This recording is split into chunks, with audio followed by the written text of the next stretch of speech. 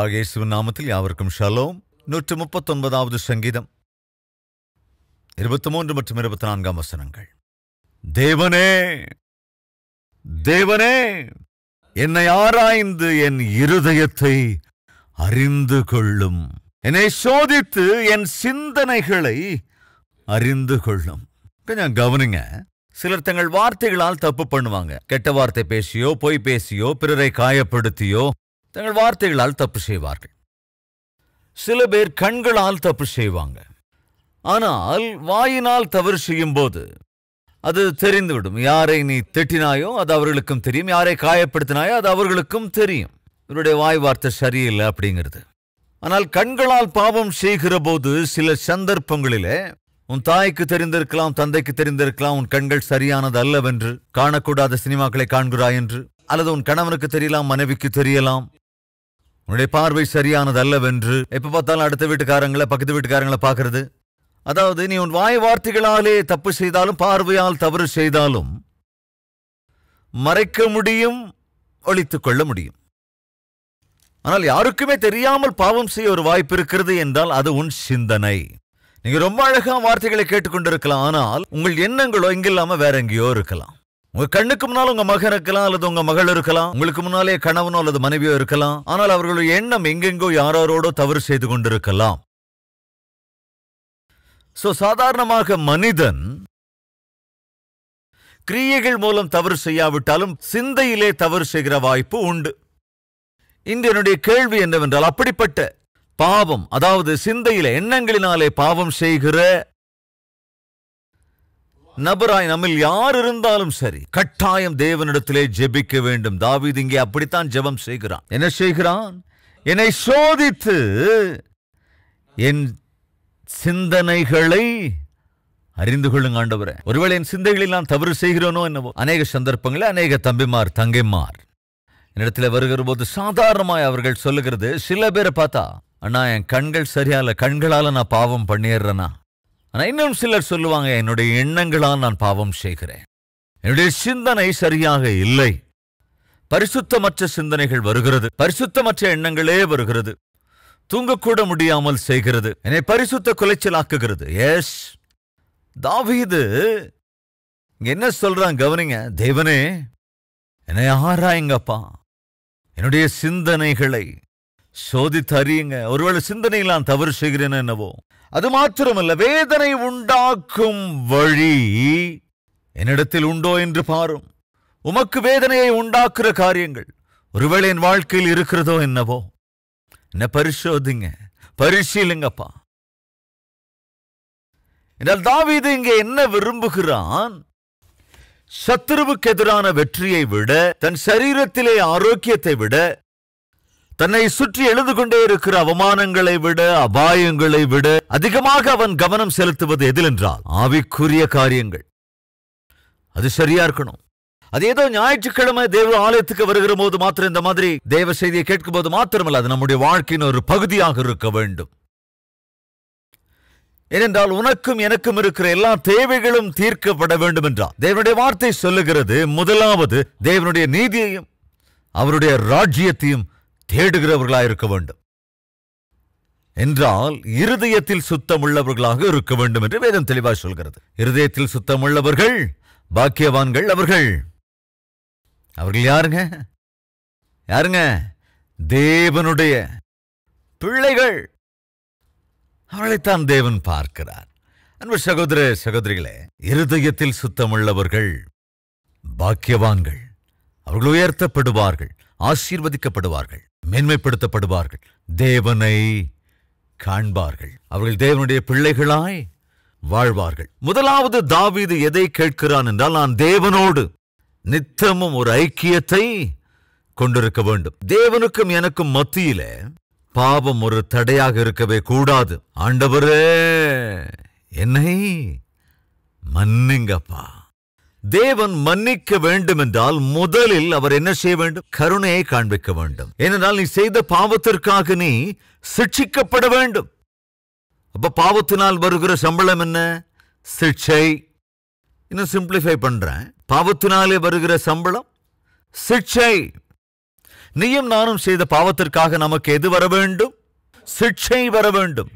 இப்பொழுது அந்த சிக்ஷை வராமல் இருக்க வேண்டும் என்றால் மன்னிக்கப்பட வேண்டும். மன்னிக்கப்பட வேண்டும் என்றால் தேவன் என்ன செய்ய வேண்டும்? கருணையோடு இறங்க வேண்டும். இப்ப புரியுதா? எனவேதான் சொல்லுகின்றான், தேவனே என்ன மன்னிங்கப்பா, நான் செய்த என்னுடைய பாவங்களினாலே என்னை தயவாய் மன்னிங்க.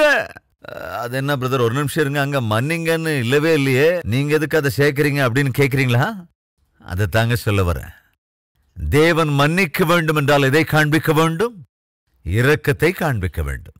சோ டைரக்டா சொல்றான், ஆண்டவரே நான் பாவம் செய்து விட்டேன், எனக்கு இறங்குங்க ராஜா. ஏனென்றால் நீர் எனக்கு இறங்காவிட்டால் நான் சிட்சிக்கப்படுவேன். அந்த சிட்சையிலிருந்து நான் தப்புவிக்கப்பட வேண்டும் என்றால் நான் மன்னிக்கப்பட வேண்டும். நான் மன்னிக்கப்பட வேண்டும் என்றால் நீர் எனக்கு இறங்க வேண்டும். லூக்கான சுவிசேஷம் 18ஆம் அதிகாரம் 13வது வசனம் வாசிக்கிறேன். ஆயக்காரன் தூரத்திலே நின்று தன் கண்களையும் வானத்துக்கு ஏறெடுக்க துணியாமல், என்னங்க நடந்தது? அவனுக்கு தைரியம் பத்தல. எதுக்கு தைரியம் பத்தல? வானத்தை நோக்கி தன் கண்களால் பார்க்க கூட அவனுக்கு தைரியம் இல்லையாங்க. ஏன் காரணம் என்ன? யோசிச்சு பாருங்க. வானம் எனக்கு சிங்காசனம், பூமி என்னுடைய பாதப்படி. சோ வானத்திலே யார் இருக்கிறார்? சிங்காசனத்தின் மீது அமர்ந்திருக்கிற தேவன்.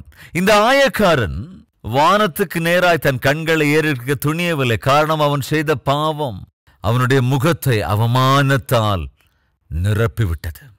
பாவம் நம்மை அறியாமலேயே நம்முடைய முகத்தை அவமானத்தால் நிரப்பிவிடும். மறந்து போயிடாதீங்க. சின்ன வயசுலேயே நான், உங்க எல்லாருக்கும் தெரிஞ்சதானே, எனக்கு ஒழுங்கா படிப்பு வராத விஷயம். அதனால ஸ்கூல்ல ப்ராக்ரஸ் கார்டு கொடுத்தா, அதாவது ஒரு 25 மார்க்ஸ் யூனிட் டெஸ்ட்டுக்கு தருவாங்கல்ல, அந்த யூனிட் டெஸ்ட்ல நமக்கு வர்ற மார்க் 3 அல்லது 7. இதுதான் நம்ம மார்க் 2. சோ அப்படி வரும்போது இந்த மார்க் என்னால மாற்ற முடியுமா? மாற்ற முடியாது. வீட்டுக்கு போனா அம்மா கையெழுத்து போடுவாங்களா? இந்த வாங்கின மார்க்கை பார்த்தா கையெழுத்து போட மாட்டாங்க, அப்புறம் முதுகுலையே போடுவாங்க. இந்த அடிக்கும் தப்பிக்கணும் கையெழுத்தும் போடணும் அப்படின்னா என்ன செய்யறது? இந்த ப்ராக்ரஸ் கார்டை கொண்டு போய் மம்மி கிட்ட காமிச்சு அதுல கையெழுத்த வாங்கணும் அப்படின்னா அது நடக்காத காரியம். சோ என்ன மாதிரி ஆளுங்க என்ன செய்யறது? அந்த 2 மார்க் இருக்குல்ல, அந்த 2க்கு பக்கத்துல இந்த பக்கம் 1 போட்டாலும், அதாவது அந்த பக்கம் 1 போட்டாலும் என்ன யோசிச்சு பாருங்க, 12 அல்லது 21. உங்கள யாராவது அந்த மாதிரி செய்யலான்னு யோசிச்சிடாதீங்க. யாராவது இருக்கீங்களாங்க இந்த மாதிரி? ஏதாவது தப்பு பண்ணிடுவீங்க. என்னதான் சாதாரணமா டீச்சர்ஸ் என்ன பண்ணுவாங்க தெரியுமா? என்ன மாதிரி பயங்கரமான ஆள் இருக்காங்கன்னு ரெட்டின் கால என்ன பண்ணிடுவாங்க? சோ வீட்டுக்கு போனா கையெழுத்து கிடைக்காதுன்னு எனக்கு தெரியும். அட்டெண்டன்ஸ் கூட ஒழுங்கா இருக்காது.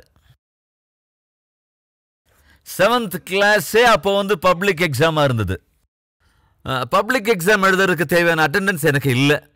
அந்த மாதிரி சந்தர்ப்பத்தில் எங்க ட்ரில் மாஸ்டருக்கு என்ன ரொம்ப பிடிக்கும். ஏன்னா நல்லா நான் விளையாடுவேன் இல்லையா, அதனால அவர்கிட்ட மாத்திரம் எனக்கு ஒரு நல்ல பேர் எப்பவுமே இருக்கும். ஸ்கூலுக்கு நிறைய கப்பல்லாம் வாங்கிட்டு வந்துடுவேன். அவர் ஹெட் மாஸ்டர் கிட்ட போய், பாவம் இந்த பையன் நம்ம ஸ்கூலுக்கு நிறைய கப்பல்லாம் வாங்கிட்டு வந்திருக்கான் சார், அதனால ஸ்போர்ட்ஸ்ல இருக்கிறதுனால இந்த ஸ்போர்ட்ஸ் கோட்டாவில் ஏதாவது கன்செக்ஷன் கொடுங்க சார், அதனால நான் ரிக்வெஸ்ட் பண்றேன், தயவு செஞ்சு அவனை எக்ஸாமை கொஞ்சம் எழுத விட்டுருங்க சார் அப்படின்னா, பாவம் அவருக்காக இறங்கி யாரு? எங்க ஹெட் மாஸ்டர் தயை காமிச்சு, சரி அப்புறம் ஒரு ஃபார்ம் தர, அந்த ஃபார்ம்ல அவங்க அம்மா கிட்ட ஒரு கையெழுத்து வாங்கிட்டு வர சொல்லுங்க அந்த பையனை அப்படின்னு சொன்னோன்னா ரொம்ப சந்தோஷமா என் ட்ரில் மாஸ்டர் அதை வாங்கிட்டு வந்து என் கையில கொடுத்து, நீ போய் உங்க மதர் கிட்ட இதில் கையெழுத்து வாங்கிட்டு வந்துரு, ஹெட் மாஸ்டர் அதை மேலிடத்துக்கு அனுப்பி வச்சு அப்ரூவ் பண்ணிடுறேன்னு சொல்லிட்டாரு அப்படின்னு சொன்ன உடனே அவ்வளவு சந்தோஷமா, பக்கத்துல தான் ஸ்டாஃப் ரூம், கட்ட கட்டன்னு ஓடி போய், நமக்கு தான் பழக்கம் இருக்கு ப்ராக்ரஸ் கார்டில் நம்மளே கையெழுத்து போட்டு, அம்மா கிட்ட போனா கண்டிப்பா அவங்க தான் கையெழுத்து போட மாட்டாங்களே. ஸோ வழக்கமா ப்ராக்ரஸ் கார்டில் நாம தான் கையெழுத்து போடுறது. அந்த வழக்கத்தின்படி பக்கத்து ரூமுக்கு வேக வேகமாக ஓடி போய் கையெழுத்தை போட்டுட்டு அப்பாவி மாதிரி போய் ஹெட் மாஸ்டர் கையில் அந்த ஃபார்மை கொடுத்துட்டேன். அவர் உடனே என்ன பார்த்து, டேய் எந்த ஊர் பையன்டான்னு கேட்டார். நான் அந்த பக்கத்து ஊர் தான் அப்படின்னு பேரை சொன்னேன். அப்போ அவங்க ஊருக்கு போறதுக்கு எவ்வளோ நேரம் ஆகும்னு கேட்டார். 15 நிமிஷம் ஆகும்னு. வரதுக்கு எவ்வளோ நேரம் ஆகும்னு கேட்டார். 15 நிமிஷம் சார்னேன். அப்போ உனக்கு இந்த ஃபார்மை கொடுத்து 5 நிமிஷம் கூட ஆகல இல்லடா, நீங்க சிரிக்கிறீங்க. அப்ப என் முகத்தை பார்த்துருக்கணும், தெரியும் உங்களுக்கு. அப்ப வரைக்கும் என் புத்திக்கு எட்டல. அடடட, ஒரு அரை மணி நேரமாவது இருந்து வந்திருக்கணும் அப்படிங்கிறது. ஏன்னா ஒரு சந்தோஷம். 7th பப்ளிக் எக்ஸாம் எழுத முடியல அப்படிங்கிற ரொம்ப கவலையில இருந்த நான் இப்போ அந்த அற்புதமான பெர்மிஷன் கிடைச்சதுனால அந்த சந்தோஷத்துல பக்கத்துல போய் உடனே கையெழுத்து போட்டு டேய், உன் வயசு 12 13, நீ இப்பவே உங்க அம்மாவோட கையெழுத்து போடுற. நீ பெருசானா நீ என்ன செய்ய மாட்ட, நீ போய் முதல்ல உங்க அம்மாவை கூட்டிட்டு வாடா அப்படின்னுட்டாருங்க. இப்போ வீட்டுக்கு வழக்கமா எங்க மாமாவை தான் நான் கூட்டிட்டு வருவேன். அவர் SSLC ஃபெயில் ஆனவர். அவர் யாருன்னு கேட்டா இவர் தான் எங்க மாமான்னு சொல்லிடுவேன். இப்ப அம்மாவை கூட்டிட்டு வர சொல்லிட்டாங்களே, அம்மாவை கூட்டிட்டு வந்து ஆகணுமே. சரி, அம்மா கிட்ட போய் ஏதோ ஸ்டோரியெல்லாம் சொல்லி எப்படியோ ஒரு வழியா கூட்டிட்டு வந்துட்டேன். நானும் அம்மாவும் ஹெட்மாஸ்டரை போய் நேரா பார்த்தோம்.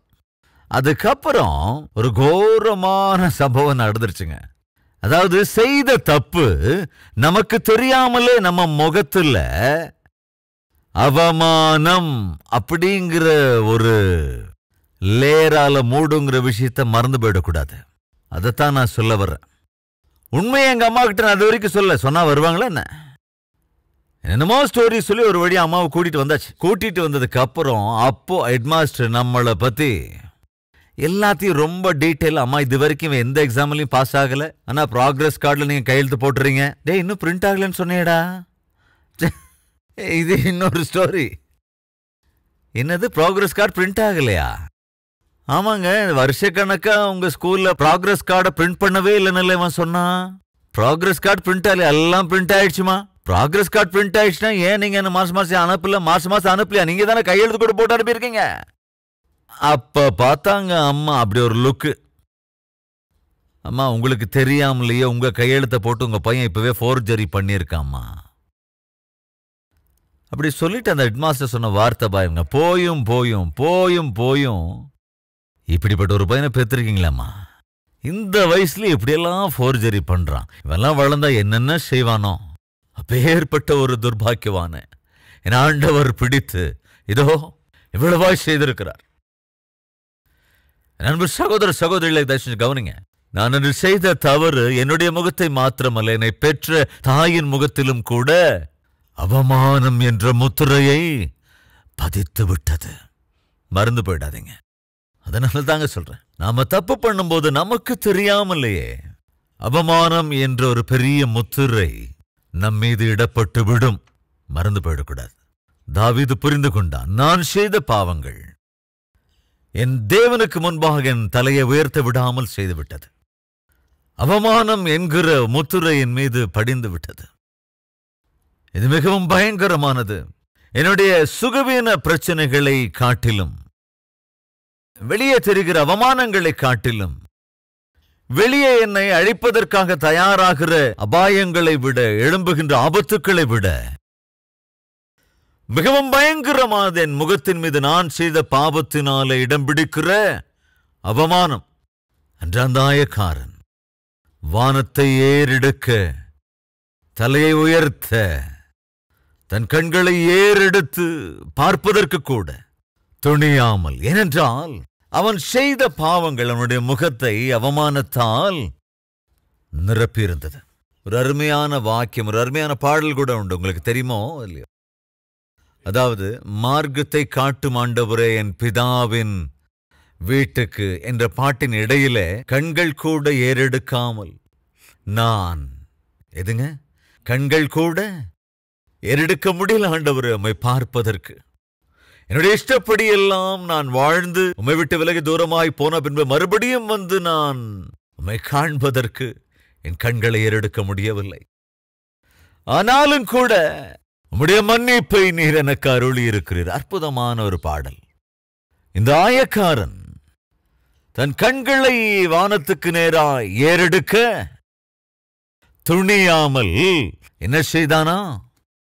அவன் தூரத்திலே நின்று தன் கண்களையும் வானத்துக்கு ஏறெடுக்க துணியாமல், அல்லது தைரியம் போதாமல், தைரியமில்லாமல் தன் மார்பிலே அடித்துக்கொண்டு தேவனே, பாவியாகிய என் மேல் மன்னிப்பு அருளுங்கன்னு சொல்ல என்ன சொல்றான் பாருங்க. அதாவது மன்னிக்கப்படுவதற்கு நான் அருகதையுள்ளவன் அல்ல. ஒருவேளை நான் மன்னிக்கப்படாவிட்டால் சிட்சிக்கப்பட்டு விடுவேன். சிட்சிக்கப்பட வேண்டிய என்னை நீர் மன்னிக்க வேண்டும் என்றால் அதற்கு ஒரே ஒரு மார்க்கம், நீர் எனக்கு கிருபையாய் இறங்க வேண்டும். எனக்கு இறங்க ஆண்டவரே, எனக்கு இறங்கினாலே தவிர நீர் என்னை மன்னிக்க மாட்டீர். நீர் மன்னிக்காவிட்டால் இந்த சிட்சையிலிருந்து நான் தப்பிக்கவே முடியாது. இதேதான் தாவீதும் அங்கே கேட்கிறான். நண்பர் சகோதர சகோதரிகளை, நம்முடைய வாழ்க்கையில எப்பொழுதாவது தேவ சன்னதிக்கு சென்று கண்களை ஏறெடுக்க துணியாமல் தலை குறிந்து நின்ற சந்தர்ப்பங்கள் ஏதாவது உண்டா? என்னுடைய பிரார்த்தனை வேளையில நான் ஜெபிக்க முழங்கால் படித்த போது எத்தனையோ தடவை நான் என் தேவனுக்கு முன்பாக தலை உயர்த்த முடியாமல் போயிருக்கிறேன். ஒரு தடவை இல்லை, 2 தடவை இல்லை, சில நூற்றுக்கணக்கான தடவை என் தேவனுக்கு முன்பாக நான் தைரியமா என் தலையை உயர்த்த முடியவில்லை. ஆனால் உங்களை பற்றி எனக்கு தெரியாது. நீங்கள் எப்பேற்பட்ட பரிசுத்தவான்கள் எனக்கு தெரியாது. நீங்கள் எப்பேற்பட்ட நீதிமான்கள் எனக்கு தெரியாது. நாம் தேவன் விரும்புகிறபடி நம்மால் வாழ முடிகிறதா? தேவன் சொல்லுகிற விதத்திலே நாம் வாழ்கிறோமா? நம்முடைய வாய் வார்த்தைகளோ, நம்முடைய யோசனைகளோ, நம்முடைய கிரியைகளோ, நம்முடைய நடத்தையோ, அல்லது ஊழியம் செய்கிற விதமோ, ஆண்டவரிடத்தில் ஜெபிக்கிற விதமோ, ஒரு குடும்பத்தை கட்டுகிற காரியங்களிலோ, ஒரு கணவனாகவோ அல்லது ஒரு மனைவியாகவோ, தந்தையாகவோ, தாயாகவோ, ஒரு ஆவிக்குரியவனாகவோ, ஊழியம் செய்கிற ஒரு ஊழியக்காரனாகவோ, ஊழியக்காரியாகவோ தேவன் ஏற்றுக்கொள்கிற வாழ்க்கையை நாம் வாழ்கிறோமா? சொசைட்டியில தேவனுடைய பிள்ளைகளாய் சாட்சியாய் வாழ வேண்டிய விதத்திலே நாம் வாழ்கிறோமா? அப்போ தேவனிடத்திலே, தேவ சந்நிதியிலே எப்படி தைரியமாக வந்து நாம் பேச முடியும்? தைரியமாக வந்து தேவனுடைய சந்நிதியில ஜெபம் செய்ய முடியும்? திரும்ப திரும்ப சொல்லுகிறேன், எத்தனையோ முறை நான் தேவ சந்நிதியில தலை உயர்த்த முடியாமல் இருந்திருக்கிறேன். முகத்தை காண்பிக்க முடியாமல் எத்தனையோ முறை நான் கரங்களால் என் முகத்தை மூடி இருந்திருக்கிறேன். காரணம் என்ன? தேவன் எனக்கு அருளி இருக்கிற இந்த கிருபை, தேவன் அருளி இருக்கிற ஊழியம், தேவன் அருளி இருக்கிற வாழ்க்கை. தேவனை இன்னும் எவ்வளவாய் மகிமைப்படுத்த வேண்டியிருக்கிறது, இன்னும் எவ்வளவாய் ஊழியம் செய்ய வேண்டியிருக்கிறது, இன்னும் எந்த அளவுக்கு தேவன் ஏற்றுக்கொள்கிற வகையில நான் வாழ வேண்டி இருக்கிறது. ஆனால் அப்படி என்னால் வாழ முடிகிறது இல்லையே என்று எத்தனையோ முறை அழுதிருக்கிறேன். எனவே அன்பு சகோதர சகோதரிகளே, நாம் தேவ சந்நிதிக்கு வருகிற போது நமக்கு இருக்கிற சரீர சுகவின பிரச்சனைகள், நமக்கு இருக்கிற பொருளாதார தேவைகள், இன்னும் பிற தேவைகள், இவைகளுக்காக அல்ல உண்மையிலே நாம் தேவ சந்நிதியில் மன்றாட வேண்டியதும் ஜெபிக்க வேண்டியதும். நாம் தேவ சந்நிதிக்கு வருகிற போது தேவன் விரும்புகிறபடி நாம் வாழ்கிறோமா இல்லையா? தேவனுக்கும் நமக்கு மத்தியிலே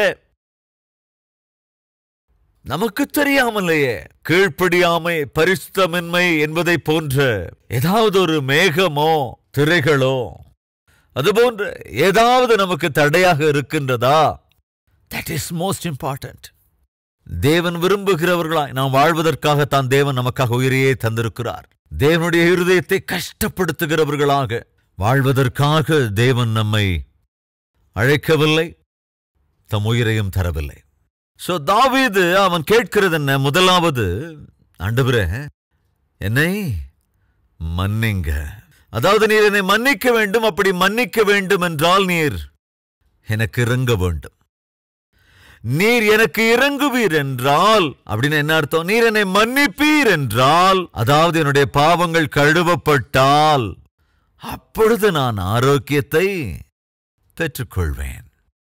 முதலாவது மன்னிப்பை கேட்கிறான், இறங்கும்படி கெஞ்சினான், சொஸ்தமாக்க சொல்லுகின்றான். சொஸ்தப்படுத்தப்படுகிற போது என்ன நடக்கும்? பலத்தை பெற்றுக்கொள்வோம். அதுக்கப்புறம் என்ன செய்வோம்? தேவனுக்காக வைராக்கியமாய் எழுந்து நிலை நிற்போம். எனவேதான் அவன் சொல்லுகிறான், என்னை எழுந்திருக்க பண்ணும், என்னை நிலைநிறுத்தும், என்ன நிலைநிறுத்துங்க ஆண்டவரே, விழாதபடி செய்யுங்க, பாவத்துக்கு வளைந்து கொடுக்காமல் விழுந்து விடாதபடி, மூழ்கி விடாதபடி செய்யுங்கப்பா, நிலை நிற்கிற வாழ்க்கை எனக்கு அருளுங்கப்பா. உங்களுக்கு ஞாபகம் இருக்கா? ஒரு சகோதரி தேவனுடைய சன்னதிக்கு வந்திருந்தார்களாம். ஏசப்பா அவங்கள பார்த்து அவங்கள அழைத்தாராம். 18 வருடங்களாக கொஞ்சம் கூட நிலைத்து நிற்க முடியாமல் குனிந்து கொண்டே இருந்த அந்த ஸ்திரீக்கு ஆண்டவர் சுகத்தை கொடுத்தாராம்.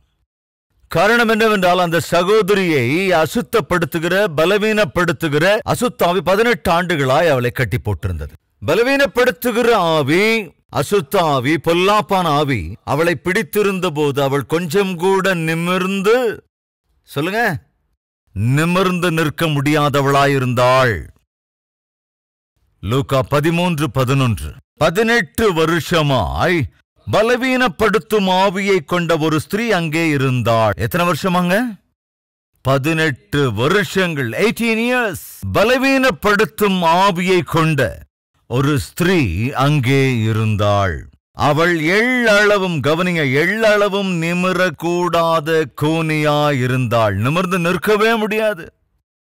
அப்படி எத்தனை வருஷம் குனிஞ்சே இருந்தாளாம்? 18 வருடங்களாக கூனியாக நிமிர்ந்து நிற்க முடியாதவளாயிருந்தாள். இன்னைக்கு நம்ம மத்தியில் அப்படிப்பட்டவங்க இருக்காங்களா இல்லையா? வயசு 40, 50, 60, 70 அல்லது 30, 40. ஆவிக்குரிய பிரகாரமாய் இன்று நம்மில் அநேகர் சரியாய் நிலைநிற்பதில்லை. எதற்கோ அவர்கள் வளைந்து கொடுக்கிறார்கள், எதற்கோ அவர்கள் குனிந்து கொண்டே இருக்கிறார்கள், எதற்கோ அவர்கள் நிமிர முடியாமல் நிற்கிறார்கள், பலவீனமாகி விடுகிறார்கள். எதற்கு நீ வளைந்து கொடுக்கிறாயோ, எதற்கு நீ இசைந்து போகிறாயோ அது உனக்கு தான் தெரியும். அந்த ஸ்திரீ 18 வருடங்களாக நிமிர்ந்து நிற்க முடியாத கூனியாகவே இருந்தாள். இன்னைக்கு நம்மள நிறைய பேர் அப்படிதான் குனிஞ்சிருக்கிறோம். எத்தனை வருஷமா அப்படி இருக்கிற? எத்தனை வருஷமா அந்த பாவத்துக்கு வளைஞ்சு கொடுத்துக்கிட்டு இருக்கிற? தேவன் எதை விரும்புகிறார்? நீ வளைந்து கொடுப்பதையோ குனிந்து போவதோ அல்ல. தேவன் ஆசைப்படுவது நீ ஸ்திரமாய் நிற்க வேண்டும் என்றுதான். ஆண்டவருக்காக நீ நிலை நிற்க வேண்டும். தாவீது கூட கேட்கிறான், ஆண்டவரே என்ன கேட்கிறான்? எழுந்திருக்க பண்ணும், என்னை நிலைநிறுத்துங்க ஆண்டவரே, நான் நிற்க வேண்டும். வளைந்து கொடுக்கவே கூடாது. சாத்தானுக்கு வளைந்து கொடுக்க கூடாது. ஐ ஷுட் ஸ்டாண்ட், நிற்க வேண்டும். அந்த ஸ்திரீ எப்பொழுது நிமிர்ந்து நின்றாள் தெரியுமா? இயேசுவை சேர்ந்த பொழுது, இயேசு அவளை தொட்ட பொழுது. பார்க்கலாம் 12வது வசனம். இயேசு அவளை கண்டு தம்மிடத்தில் அழைத்து, ஸ்திரீயே, உன் பலவீனத்தினின்று விடுதலையாக்கப்பட்டாய் என்று சொல்லி அவள் மேல் தமது கைகளை வைத்தார். உடனே, அவள் மீது கை வைத்த உடனே அவள் நிமிர்ந்து எப்பொழுது இயேசு அவளை தரிசித்தாரோ உடனே அங்கே என்ன நடந்தது? அந்த ஸ்திரீ நேர்த்தியாய் நிமிர்ந்து நின்றாள். இந்த நம்மத்தில் யாராவது இருக்கீங்களா? ஆண்டவர் என்னை தொட வேண்டும், நான் நேர்த்தியாய் நிற்க வேண்டும், என் ஆண்டவருக்காக ஒரு சாட்சியாய் நிற்க வேண்டும், ஒரு ஊழியக்காரனாய் நிற்க வேண்டும், ஒரு ஊழியக்காரியாய் நிற்க வேண்டும். என்னோட ஆபீஸ்ல, என்னோட டீம்ல, என்னோட டிபார்ட்மெண்ட்ல, என்னுடைய பிரான்ச்ல, என்னுடைய சபையில, என்னுடைய குடும்பத்தில், உறவுக்காரர் மத்தியில், நான் வேலை செய்கிற இடத்துல நான் தேவனுடைய பிள்ளையாய் நிற்க வேண்டும், பரிசுத்தவானாய் நிற்க வேண்டும், ஆவிக்குரியவனாய் நிற்க வேண்டும், நீதிமானாய் நிற்க வேண்டும், உத்தமனாய் நிற்க வேண்டும். என்னை சுற்றி இருக்கிறவர்கள் உலகத்துக்குள்ளும் பாவத்துக்குள்ளும் இருந்தாலும், அதற்குள் விழுந்து கொண்டிருந்தாலும், பலவீனப்பட்டுக் கொண்டிருந்தாலும், நான் என்னுடைய ஆண்டவருக்காய் நிலை நிற்க வேண்டும். நீ நிலை நிற்கும் போது என்ன நடக்கும் என்றால், ஒரு அருமையான வார்த்தை அடுத்த வசனத்தில் இருக்கு. அவள் நிமிர்ந்து நின்று தேவனை மகிமைப்படுத்தினாள். யாரால் தேவனை மகிமைப்படுத்த முடியும்? யாரால் தேவனை சந்தோஷப்படுத்த முடியும்? யோசிச்சு பாருங்க. வளைந்து கிடக்கிறவங்களா? விழுந்து கிடக்கிறவங்களா? அடிக்கடி சாத்தானுக்கு இடம் கொடுத்து வளைந்து கொடுத்து விழுந்து போகிறவர்களா? யாரால் தேவனை சந்தோஷப்படுத்த முடியும்? தேவனை சந்தோஷப்படுத்துவோர் யார் தெரியுமா? நிமிர்ந்து நிற்கிறவர்கள் தான்.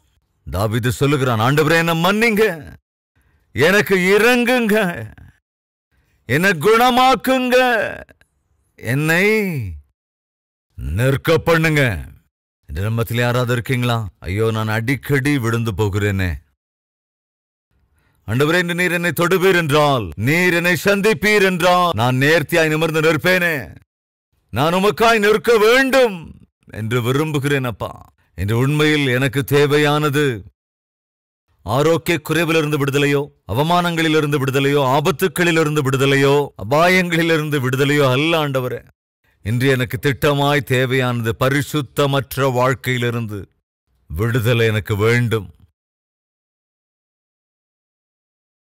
விடுவீங்க ஆண்டவரே என்று விரும்புவோர் யாராவது இருந்தால் வாருங்கள், நாம் ஒருமனப்பட்டு ஜெபிக்கலாம்.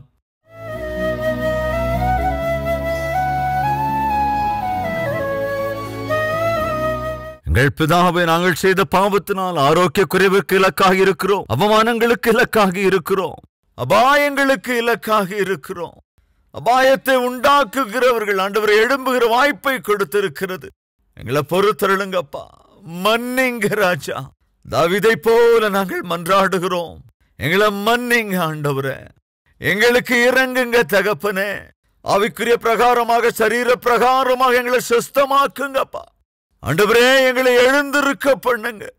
எங்களை ஒவ்வொருவரையும் நிலை நிற்க செய்யுங்க ஆண்டவரே. உமக்கு சாட்சியாய், உம்முடைய பிள்ளைகளாய், உன்னதமான ஆவிக்குரியவர்களாய், உத்தமமானவர்களாய், ஊழியம் செய்கிறவர்களாய் எங்களை நிலை நிறுத்துங்க ஆண்டவரே. ஆவிக்குரிய தகப்பனாய், ஆவிக்குரிய தாயாய், கணவனாய், மனைவியாய், மகனாய், மகளாய், மருமகளாய், மாமியாராய் ஆண்டவரே, இந்த சமுதாயத்தில் உம்மையே கனப்படுத்துகிற, உம்மை சந்தோஷப்படுத்துகிற ஆவிக்குரிய நடத்தி அருளி செய்யுங்கப்பா. உம்முடைய வார்த்தைகளை கேட்ட ஜெபத்தில் ஒருமனப்பட்டிருக்கிற ஒவ்வொருவரையும் கண்ணோக்கி பாருங்க. உம்முடைய கிருபை அருளி செய்யுங்கப்பா. கண்ணீரை துடைங்க ராஜா. கஷ்டங்களை எல்லாம் தீருங்கப்பா. கிருபையின் இரக்கத்தின் ஆண்டவரே, உம்மையே மகிமைப்படுத்துகிற வாழ்க்கை எங்கள் ஒவ்வொருவருக்கும் அருளி செய்யுங்கப்பா. அருளி செய்த ஆண்டவரே, உமக்கு சாட்சியா வாழ்கிற கிருபை அருள வேண்டும் என்று இயேசு கிறிஸ்துவின் நாமத்தில் வேண்டிக் கொள்கிறோம் பிதாவே. ஆமென்.